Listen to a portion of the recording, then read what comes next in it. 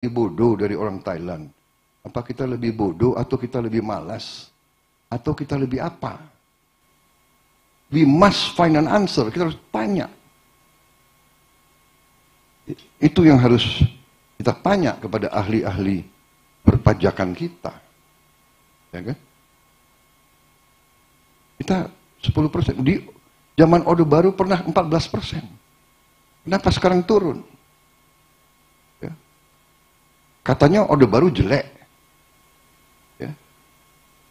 Hal-hal semacam ini. Kalau kita bisa sama dengan Thailand saja atau sama dengan Malaysia, berarti kan kita sampai ke 16%. Kok tidak salah?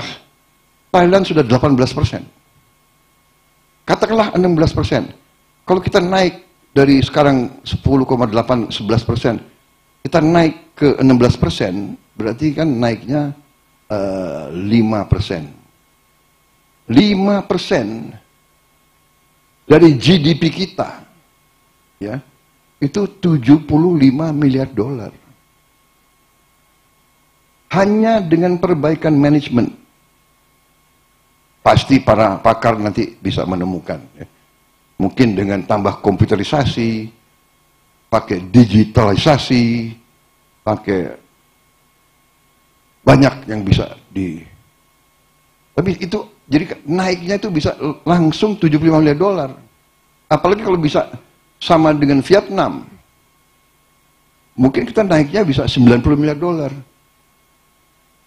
Begitu kaya bangsa kita ini sebetulnya. Luar biasa. Jadi saya sudah lihat angka-angkanya, ya. GDP kita naik. Berapa tahun yang lalu hanya 1.300, 1.400. Tahun 25 diproyeksikan, kalau nggak salah sekarang sudah 1.500. Sudah 1.500 ya. Sebagai contoh, dalam undang-undang kita sekarang diwajibkan mengalokasi 20% APBN untuk pendidikan. 20% 2 tahun yang lalu atau 20% tahun yang lalu itu adalah 20% dari 1.400 triliun. Sekarang ini 20% dari 1.500 triliun. Artinya naik.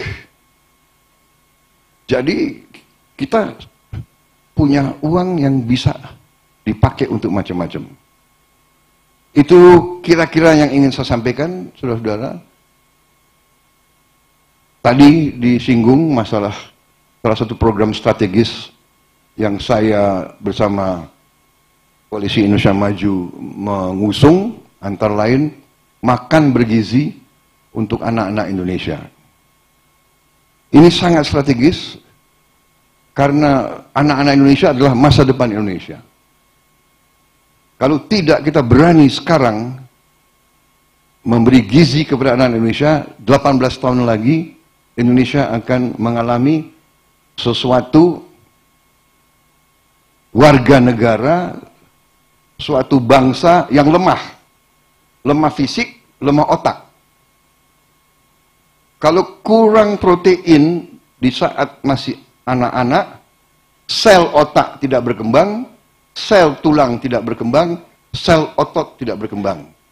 Untuk jadi kuli saja mungkin kalah sama bangsa Vietnam. Untuk jadi petani mungkin tidak kuat lagi. Untuk jadi prajurit tidak kuat lagi. Ini harus kita sadari. Karena itu saya bertekad untuk melaksanakan ini. Dan saya terima kasih saya dapat pencerahan, ya, dan bahwa dalam Islam memberi makan kepada mereka yang membutuhkan itu memang sangat diwajibkan. Berarti walaupun saya sering diejek dan sering dihina, nggak ada urusan saya.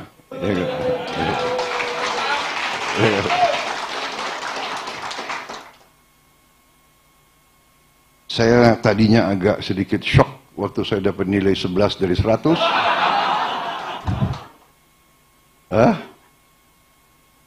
Tetapi sekarang saya terima kasih sebetulnya saya terima kasih dengan apa? Dengan rival-rival saya kemarin itu. Semakin mereka ngejek saya, semakin rakyat cinta sama saya. Gitu. Ya. Saya sangat terharu, saya lihat anak-anak Indonesia.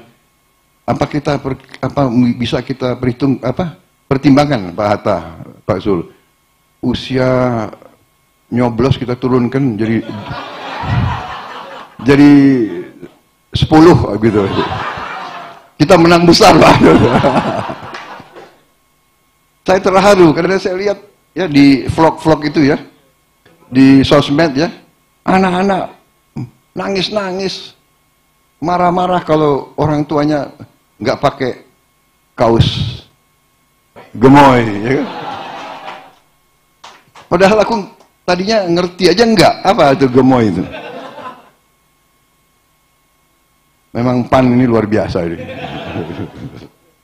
PAN partai religius, ya kan? Taat agama, tapi saya lihat artisnya banyak sekali. Lebih berani kadang-kadang dari partai kebangsaan ini. Gerindra kalah. Dan juga PAN saya lihat